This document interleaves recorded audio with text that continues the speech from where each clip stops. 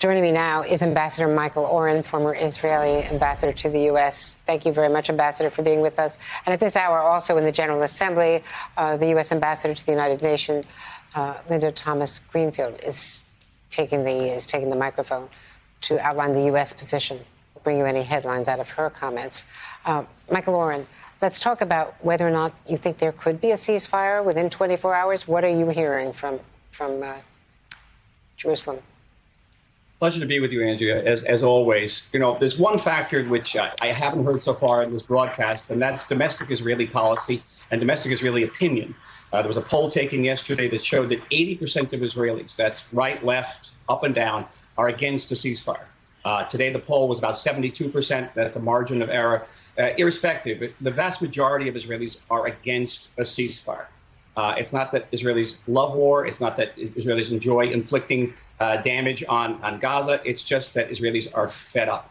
They're fed up with round after round that ends inconclusively with a ceasefire that enables Hamas to rearm, to replenish its missile supplies, to get infusions of Qatari cash. And we're just going to be back in the same place again. A couple of years from now, and by that time, Hamas's missile arsenal will be bigger, it'll be longer range, pack a bigger punch. Israelis have just had it, and they want the government and they want the military, the IDF, to restore deterrence at a level where Hamas leaders will think not once but 50 times before doing this again. But what about the underlying conditions? Because a lot of the agreements that were made in 2014 for access to fisheries and other economic benefits were not realized by Hamas. And whatever you can say about the issues that precipitated this engagement, it continues with both sides over and over and over again, 5 times in the last decades. And you're right, it's going to happen again. So how do you stop it? It's not just more weaponry. You can't overwhelm them with force. And nor can they overwhelm you with firing into Israel. Neither side is winning in this, except politically. I mean, the two winners politically, as you're pointing out, Prime Minister Netanyahu did not have 80% support 3 weeks ago. He was on his last leg politically, and arguably he's come back now, riding this wave. And Hamas is more powerful than ever among the Palestinians, who have such weak leadership in the West Bank. I understand all of your points, but here's the basic one. There's no moral equivalency here. We didn't open fire on Gaza. Gaza opened fire on us. As of this morning, it's fired more than 4,000 rockets at our neighborhoods, our communities, our children are in bomb shelters. We didn't start this. If you know, Hamas started it by shooting rockets at our capital, at Jerusalem. And that's been the case in every single round. Israel didn't start any of them. And you say, how does it end? Well, Hamas is an Islamic extremist organization that is dedicated to Israel's destruction. Read its charter, and the charter shows that it's an anti-Semitic genocidal organization. It blames the Jews for the bubonic plague and the outbreak of World War I.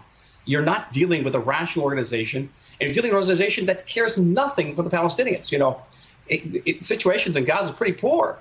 But Hamas certainly had enough money to invest countless millions in miles of underground tunnels, in bunkers, in thousands of long-range missiles, and not a cent on civil defense.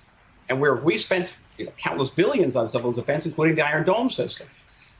So you can't have that type of equivalency. I see this, at the bottom of my screen here. I see the number of Palestinian dead, but it's all looped together, because the vast majority of those Palestinian casualties are terrorists. And you're not even signifying the 20-plus Palestinians who have been killed so far by the 400 rockets fired by Hamas that fell in Gaza itself. And so this gets all somehow ascribed to Israel. And it's Israelis. And frankly, the Israelis are kind of fed up with that, too. They're fed up with being blamed for war crimes for defending themselves against war criminals. It's simply as that. And they're looking at what's happening to Israel's image in the foreign press and saying, well, if we're getting blamed like this, if we're getting tarnished and libeled like this, well, we might as well just keep fighting. Well, Ambassador Oren, I don't think you or I can say who the casualties are, but the people on the ground say that the casualties are women and children, people in the hospitals, that there are civilian casualties, that it is not just the Hamas fighters that you managed to kill in the tunnels. So I just have to dispute that.